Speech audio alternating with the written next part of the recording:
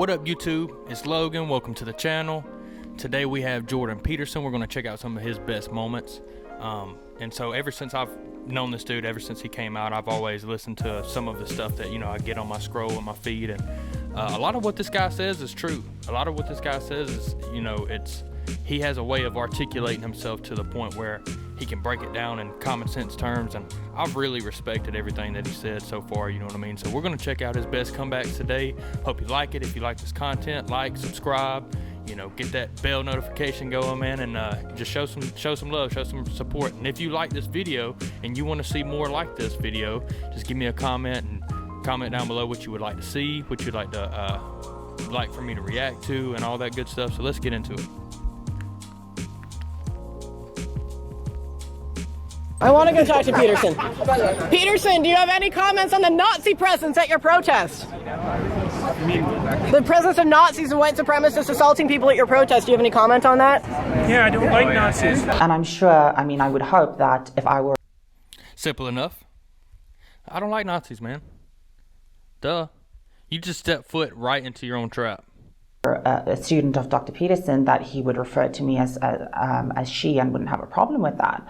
But at the end of the day, a personal pronoun preference still is a preference for what language other people use. And at the end of the day, I don't have ultimate control over what Dr. Peterson, what the language he chooses to use, or anybody else for that matters. That's up to them. Okay, let me find out then. Arises, let me find out. If she were a student of yours, what would you call her? She. You would. Okay. We've established that. Why should your right to freedom of speech trump? So the first two were obviously very, very simple, very easy comebacks. I mean, it's just like you basically are going on and on about something, and it's like, look, I never said that.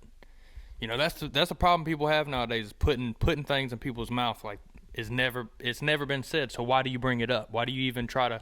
Because if we had a rational conversation about something, you would understand that was never my point from the beginning. So you like to build upon something, a foundation that was never there. So. That's why it's best to communicate, man. Get the talking going. Get to understand someone before you just accuse somebody of something, So anyways, let's keep going.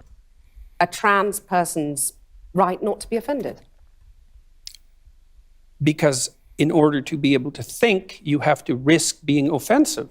Look at the conversation we're having right now. Like you're certainly willing to risk offending me in the pursuit of truth. Why should you have the right to do that? It's been rather uncomfortable. Well, I'm very glad I put you on the spot. Well, I'm very glad that I have exercised my freedom of speech. You get my point. It's like you're doing what you should do, which is digging a bit to see what the hell's going on.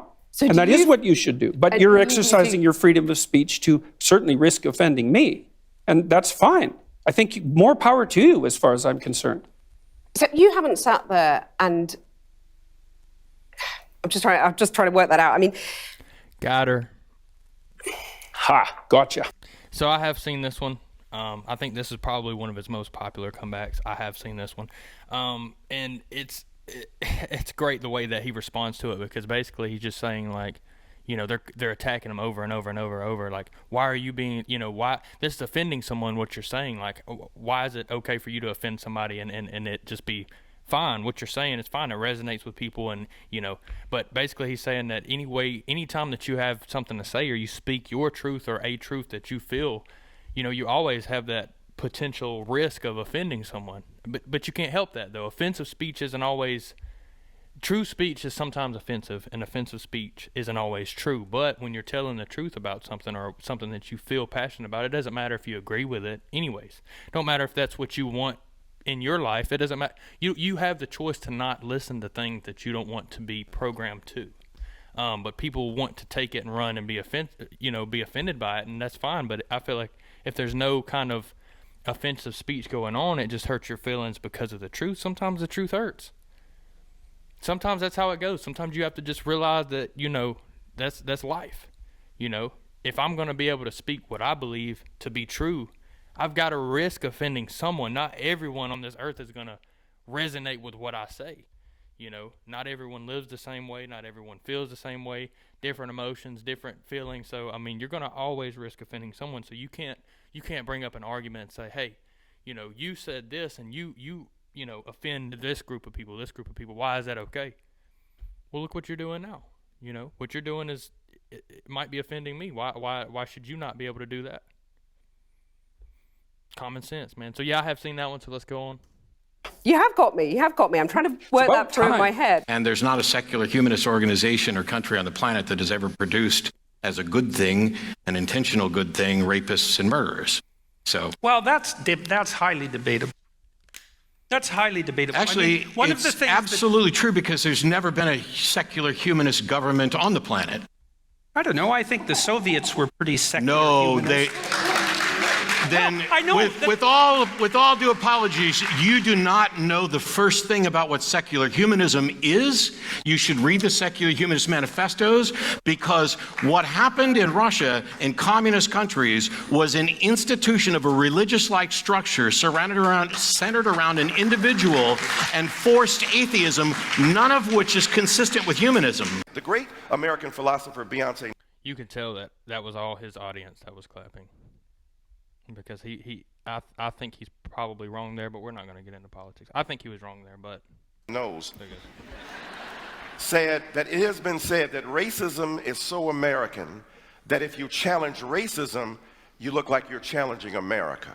We are challenging inequality. We are challenging the refusal to see me as an individual. When we overcome that, have at it, we're all on equal plane. I think it's fine. I think it's good. The pot is getting stirred here. So I've got a couple of questions. So let's your side spoke, so I'm going to go to Jordan, then to you, Let's Michelle. assume for a moment that I've benefited from my white privilege. Okay, so let's assume that. That's a good fine. assumption. That's what you would say. So, so let's say, here, let's get precise about this, okay? Was that very individual of you? Let's get precise about this, okay? Let's get precise. To what degree is my present level of attainment or achievement a consequence of my white privilege? And I don't mean sort of. I mean, do you mean 5%? Do you mean 15%? Do you mean 25%? Do you mean 75%? And what do you propose I do about it? How about a tax?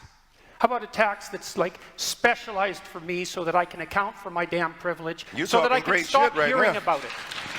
Now, let's get precise about one other thing, okay? We'll get precise about one other thing. Now, Precise? Yeah, precise, yes. And so, if we can agree, and we have that the left can go too far, which it clearly can, then how would my worthy opponents precisely define when the left that they stand for has gone too far? You didn't like equity, equality of outcome. I think that's a great marker. But if you have a better suggestion and won't sidestep the question, so let's figure out how I can dispense with my white privilege, and so that you can tell me when the left has gone too far, since they clearly can. And that's what this debate is about political correctness. It's about the left going too far. And I think it's gone too far in many ways. And I'd like to figure out exactly how and when.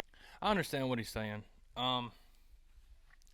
Like you see on the screen, it's political correctness. I don't want to get into politics at all, but I see what he's saying here. You know, he kind of, his field of work seems like it dives into politics sometimes, even when that's not what he's trying to necessarily go after. And I would say that, you know, he's got a point there when it comes to, so you want to blanket everything that I've done, all of my success, to white privilege, okay? So maybe that is prevalent in some places and with some people, and maybe that's a true thing, but how much of it? You know, are you just going to discredit everything I've ever done and just chalk it all up to white privilege? You know, not saying that, you know, that privilege hasn't helped in some ways than others. That would be, you know, that'd be false just to even claim that didn't play a part. But how much of it did, though? 5%, 10%, 15%, you know what he was saying? Like, what accurately define exactly how much privilege I was given to be where I'm at. Not the fact that I've been a professor, not the fact that I'm a psychologist or psychoanalyst or whatever, you know, he really is. So it's like, how much are you going to, just report on my behalf, you know, because you can't just chalk my whole career up to that. You're just basically doing me a disservice by all the hard work I've done in my life. So I get what he's saying on it. And you know, he has every right to say that, you know. I think both of them have a good argument. I believe that, really and truthfully, that's probably, you know, another category of conversation that they could go into, you know, aside from what they're doing now. You know, they were kind of delving into it in this political correctness debate, but I think that's a whole nother thing that could be talked about and could be, you know, could be delved into a little bit further. So I don't know, man. I think it's a great conversation. These guys are super smart, so they know a lot more than I do. But it is nice to hear two intellectual people that are kind of on, different sides of the spectrum, kind of go after one topic and try to find some mutual ground on it. So that's nice. So the reasonable left could make its ascendance again, and we could quit all this nonsense. When you talk about, feminizing men, it almost sounds derogatory. It's almost as if you're saying that to be feminine or to express any sort of femininity is actually inferior to masculinity. And I think that is a huge problem, even within the language that we use. When you say, don't be such a girl, don't be such a pussy, the greatest insults that men can give each other tend to have feminine origins, like, as I said, pussy or faggot, or anything like that. And I think, again, that speaks to a very systematic inequality between the genders. And you attributed the rates of mental illness among men to their inability to express, say, sentimental emotions. Well, and I don't think there's a shred of clinical evidence to support that stance. Sorry. No. Well, I don't think there's a shred of evidence to support that stance. The kind of violence, for example, that Lawrence is discussing is a consequence of competitive violence among young men as they move I think there towards. is some evidence that men find it difficult to talk about things, and that and they also ways find in it which hard you can to help reach young out. men to talk about things. And that's the evidence for the differential rates of mental health and suffering? I also don't think when you're talking about things being so innate, Judith Butler would have said that, gender is a construct, that gender is a performance. Mm-hmm. Well, Judith Butler doesn't know what she's talking about in the least, so I don't accept that. That's interesting, but she's no scientist, she doesn't know the psychological literature. And this is all under the influence, you say. Okay. I don't know who Judith Butler is, but she don't know what she's talking about. Oh man, some of the stuff I just don't understand. I mean, they've got to be talking about something deeper than what my comprehension is, and it's just going right over my head. So, whoever Judith Butler is, you just kind of got roasted a little bit. Of postmodernism and neo-Marxism. Yeah, but aren't those things two separate things? They're completely separate. And this is something I've been criticized for. Dr. Peterson doesn't understand the difference between neo-Marxism and postmodernism. It's like, I understand the difference perfectly well.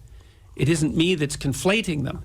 It turns out that the people who push postmodern doctrines in the university almost always ally themselves with a Marxist viewpoint. Mm-hmm. And that is logically incoherent. But I would say the postmodernists really don't give a damn for logical coherence, because they regard that as part of the oppressive, patriarchal, Eurocentric view of the world. The idea that there's an objective reality and all of that, and that you can deal with it with logic. You accept this oppression narrative without question. 120 years ago... I don't accept anything without question. I'm just telling you a fact. That's not a fact. Yes, it is. No, it's not. Women were expected to stay home and take care of the kids and cook a meal. That's Women didn't have reliable birth control until 1960. Don't you think that played a role? Don't you think the fact that they didn't have reliable care for Are you their blaming women cycles, for not being allowed to lead countries, to lead nations? Because they didn't were allowed to lead nations. There were queens in many countries. I think you have no idea how much this oppression narrative has saturated your thinking. Why do you think it is that so much of what... Oh, okay.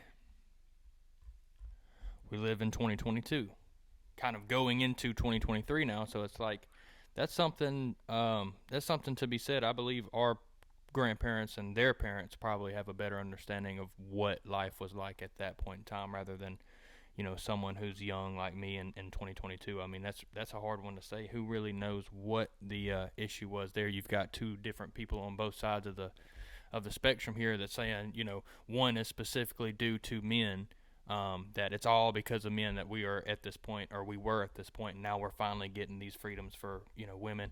And then you have people on the other side that's like, wait a minute, you're not taking in consideration that, there was all these things put in place for women's benefits to, ascend them up the ladder, so to say. And so it's like, who really knows? I mean, I'm not sure, and I would be lying to kind of give an opinion that would be false, on this. But yeah, who knows? I mean, at the same time, I think there's there's an argument on both sides of the spectrum. I would also say that, you would have to be kind of well versed in this area to really be able to have an argument about it. And Jordan's basically saying that, you're looking at it through an oppressive viewpoint. Like, this patriarchal structure is just so oppressive, and this oppressive narrative is what's running rampant around everyone's, thoughts, and they can't think for themselves. Basically, it's all, sheep jumping onto the next idea of this, oppressive state. So I don't know. I think that I don't know. Maybe he's saying that, look, that's not what I'm looking at, but you have to identify with what was. I don't know, man. Like I said, I've heard a couple videos on this this subject, and I just don't really see one way or the other. Really, I have to kind of do more research in order to understand exactly what is being said and what I believe myself. So let's keep going, guys. You say is so very popular with the alt-right. It isn't. And you don't have any evidence for that at all. Any more than the evidence that alt-right people Daily watch this Stormer, show. Neonite website, Saviour of Western Civilization. Oh, well, that was all taken apart. I said we're not doing politics, but I don't believe. I mean, from what I've heard of this guy, he has some liberal ideas. I would say he has, some liberal ideas when it comes to, emotions. I've seen various videos of him where he's crying.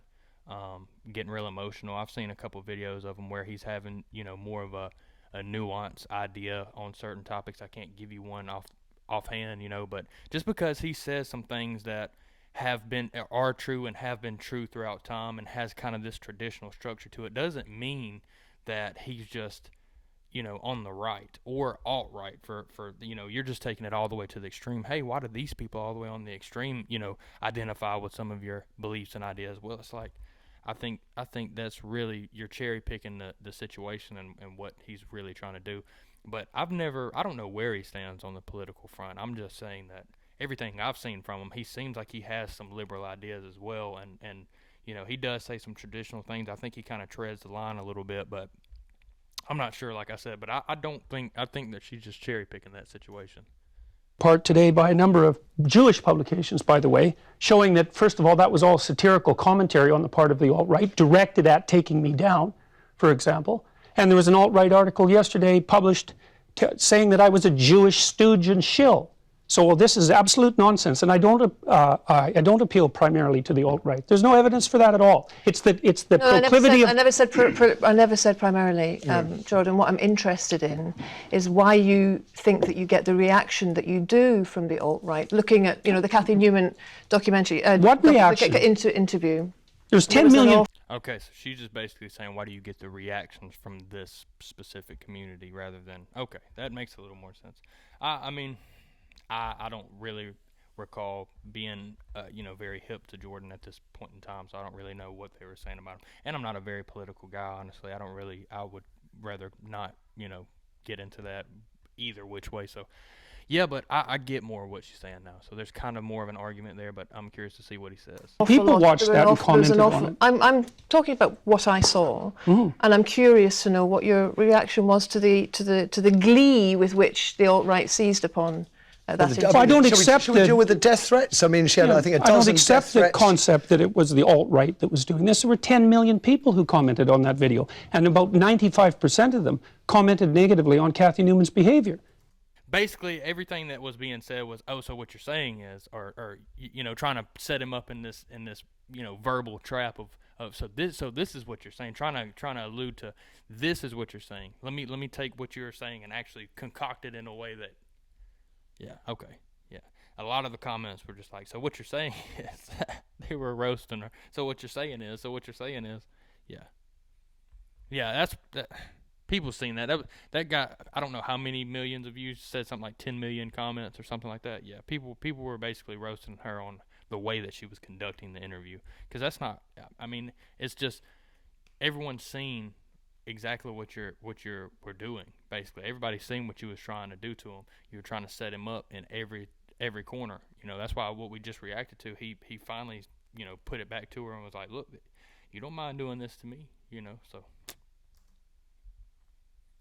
You think there's 10 million alt-right trolls watching that? I see very little of the pursuit of justice characterizing the modern university. I see a tremendous amount of the pursuit of vengeance for things that don't even deserve to have vengeance extracted for them. So give me an example of what doesn't deserve vengeance. How about the existence of the patriarchy? But you don't mean now that women have not suffered injustices. In Britain, Virginia Woolf couldn't go to university, or rather she couldn't get a degree. Women have been excluded in all kinds of ways from social situations, have they not? Yes, but people have been excluded from social situations in all kinds of ways. And I don't like the narrative, the social historical injustice narrative as a way of looking at the world. The way that young people now are taught about the relationships between men and women throughout history is that the fundamental narrative is that men oppressed women throughout the course of history. And then that kind of came to an end when everybody woke up in 1964. No. Yeah, really, No, that's really it. No, listen, I don't know what it's like in Canadian universities, but that's what I call, and forgive this European reference, that's a kind of Punch and Judy way of seeing it. That is not how universities as a whole operate. Well, that's how they operate in Canada. We had the biggest scandal in Canadian university history last year when a graduate student was hauled in front of a Maoist inquisition for daring to show a 5-minute video of me discussing issues like this on public television. The universities are in far worse shape. Maybe they're not in such bad shape in the UK as they are in North America, but they're in plenty bad shape in North America. Forgive me, and I'm sorry you were involved, but that is not the biggest scandal. The biggest scandal will be the number, for instance, of suicides that are prevalent amongst undergraduates. The fact that one academic was hauled up, in my view, inappropriately for doing what was done is not the biggest scandal. You're inflating It's things. not the biggest tragedy. But the it's suicides the are a bigger tragedy, but it was certainly the biggest scandal. Canadian universities don't make international news. Your background, it's pretty earthy, but how did you connect that with your current political perspective? What you said that you became disillusioned with socialism. I became disillusioned with ideology, With ideology in general. Yeah, definitely. I mean, that's certainly not something that's changed. I mean, I don't like ideologues. Well, first of all, if you don't have a purpose. Okay. Kind of lost there on the last two videos. Not really. I mean, I guess you'd have to really be into the conversation a little more to really understand what was going on there. But like I said, I enjoy listening to Jordan Peterson. I like what he has to say. I think that ultimately he has a good message to give to people, and primarily young men who are trying to find their way. It's a hard time to be a young man at the moment. There's a lot of people and things that are trying to push you to be something that they kind of construct you to be instead of just allowing you to be yourself, which is kind of funny because on that same front, those are the same people who are all about the freedoms and all about expressing yourself in a healthy way. But I don't believe that it's very healthy to discourage young men. And ultimately, I think that's what Jordan's trying to do, is trying to give someone courage. I watched the video of him where he was crying, and he was talking about people just need so little. People just need just a little bit, man, just to pick them back up off their back and help them get back on the track that they need to be on. So, I mean, how can you not commend somebody like that? How can you not thank a guy like that? Because there's not very many people that are standing up for people that don't that feel marginalized. So, yeah, I think it was really dope. Comebacks. He's got some witty little comebacks. He's one of them type of guys who he's a quick thinker. He's smart on his feet. He's a smart guy. He's a smart thinker, and he's quick on his feet. Sorry, I had that backwards. But I really enjoyed it, man. If you guys got any more Jordan Peterson y'all want to recommend, drop it in the comments below. Like I said, if you like this style of content, if you want to subscribe to the channel, give it a thumbs up. Thank you for everything, and see you next time.